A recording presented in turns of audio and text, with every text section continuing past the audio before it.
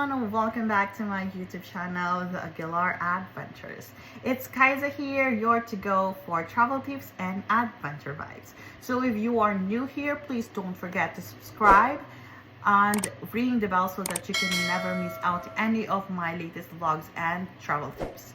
So today I'm going to share with you guys a super duper helpful guide on how to apply Korean tourist visa as an international student living in Australia. So if you're planning a trip to go to the land of K-pop, kimchi, and stunning cherry blossoms, then you are on the right place. So without further ado, let's go straight to the video. Okay, first things first, let's talk about the requirements. So requirements in applying for Korean tourist visa is much easier if you apply here in Australia rather than applying in the Philippines. So why am I comparing this is because I'm a Filipino and I tried to apply for a Korean tourist visa back in the Philippines, but it requires me so many requirements. But when I apply for a Korean tourist visa here in Melbourne, it's very easy. You just need to have 5 simple documents. So what are these 5 simple documents? First, you must have a complete visa application form. So where can we download this form? You can download this form from the Korean consulate website. I can just put the link on the description box so that it will be easier for you guys. The second one is you must have a valid passport. So when I say valid passport, it means it should have at least 6 months of validity. Okay, so if your passport is about to expire around 4 months from now, so make sure to renew it first before applying for a Korean tourist visa. So the third requirements that you need to prepare is 1 passport size photo. So this should meet the exact specifications stated on the consulate website. So you can just check it on the website, but it's around 35 mm by 45 mm. So the fourth requirement is your Australian student visa. So why student visa? Because I am sharing with you guys my experience when I applied for a Korean tourist visa. So I submitted my Australian student visa. So this show my legal status and that I am currently studying in Australia, and it is very helpful because a student visa is a strong home ties, and I think that's one of the perks of being an international student because you have a very strong tie here in Australia. So for the fifth and last requirement, these are the bank statements. So why do we need to submit bank statements? Bank statements are very crucial when applying tourist visa because this will show that you have a sufficient fund for the trip. So for the general rule of thumb, you need to have at least 2,000 to 3,000 Australian dollars. But for me, in my case, I submitted my bank statements with 3,000 Australian dollars only, and I got approved. So if you have more than $3,000, then it will be great. You can just submit this to the Korean consulate. Now that you've got your documents ready, I'm going to guide you guys on how to apply for a Korean tourist visa. Step number 1, fill out the visa application form.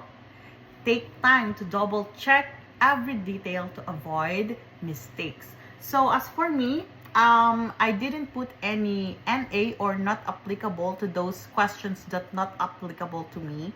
I just leave them blank. So it wouldn't matter if you put NA or you just leave it blank. So it doesn't really matter. So step number 2, book an appointment with the Korean consulate in your state. You can't just walk in. So this step is very important. So when I apply my Korean tourist visa last year, walk-in is allowed. But when my friends applied for a Korean tourist visa last week, they the secretary or the receptionist asked for an appointment. So make sure to have your appointment or make sure to book your appointment before going to the Korean consulate, okay? So that you wouldn't waste your time.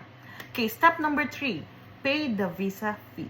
Fees can vary, but it's usually around $50 to $60. So if you are going to pay with cash, please bring exact amount. But luckily for Philippine passport holders, visa fee for Korean tourist visa is free. So take note guys, I'm not sure if the Korean tourist visa for Filipino citizens are also free in your country. So make sure to double check the specific requirements and fees in your location. So we are not going to pay any amount.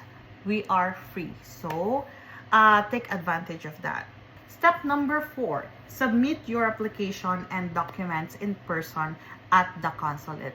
You also need to do a short interview because I got interview, but it's very short and it's very simple.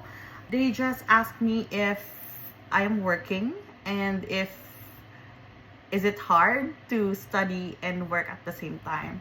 So just be ready, just be prepared in case the consulate staff ask you why do you want to go to South Korea and how long do you plan to go there, or something like that. Just be prepared because it's very simple.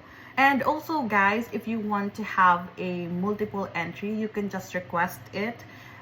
Just tell to the Korean consulate that you want a multiple entry. So for the last step is wait for your visa.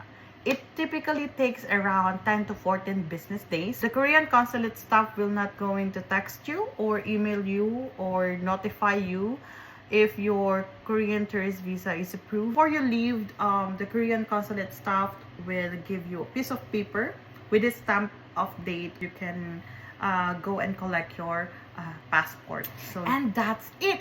Once your visa is approved, you are all set to explore South Korea. Congratulations! So if you found this video very helpful, please give it a thumbs up and share it with your friends who might be also planning their Korean adventure. And don't forget to comment below if you have any questions. I really love to answer you guys. So until next time, stay adventurous and keep exploring, okay? See you on my next video. Annyeong!